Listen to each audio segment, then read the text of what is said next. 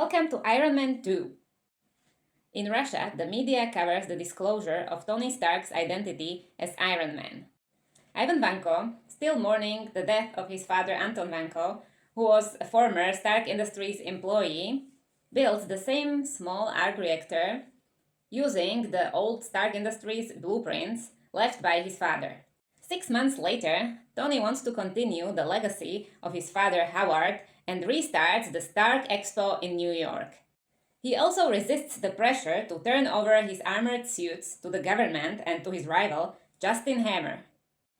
But he also finds out that the palladium used in his arc reactor, that is keeping him alive and also powering the armor, is slowly killing him, and he is unable to find a substitute.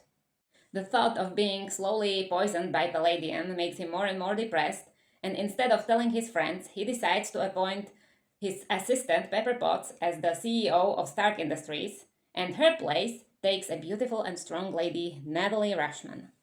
One day, Tony competes in the Grand Prix Monaco, and in the middle of the race, he's attacked by Anton Vanko, who wields electrified whips using his arc reactor.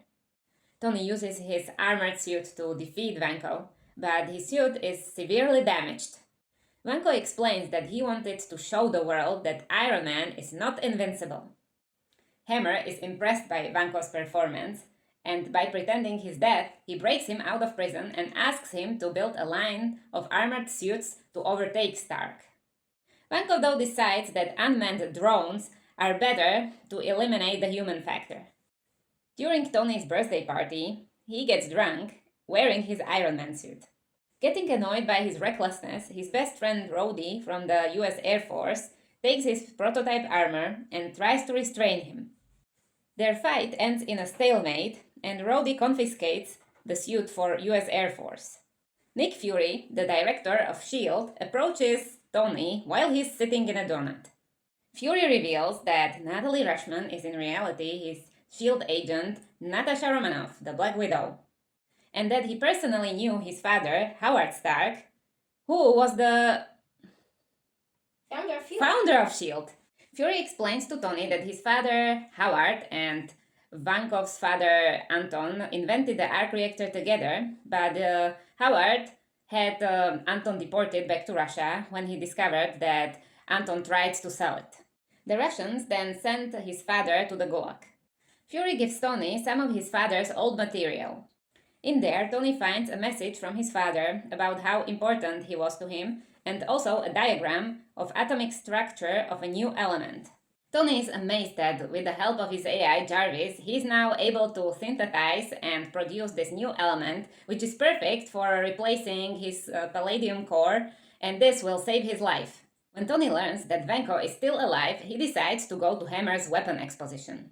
They show these armored drones with Rhodes as their leader in a heavily weaponized armored prototype called War Machine.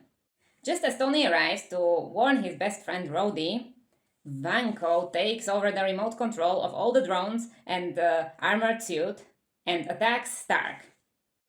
Hammer is arrested for breaking Vanko out of prison, and meanwhile, Natasha Romanoff and Happy Hogan, Tony's personal bodyguard, infiltrate Hammer's factory. Vanko escapes, but Natasha Romanoff is able to gain access to Hammer Industries' software and returns the control of Rhodes' armor to him. Tony and Rhodes defeat Vanko when his suit and drones blow up. In a later meeting, Fury informs Tony that because of his difficult personality, S.H.I.E.L.D. intends to use him only as a consultant in the future. Stark and Rhodes receive medals for their heroism. In the post-credit scene, S.H.I.E.L.D. agent Phil Coulson discovers a giant hammer in New Mexico.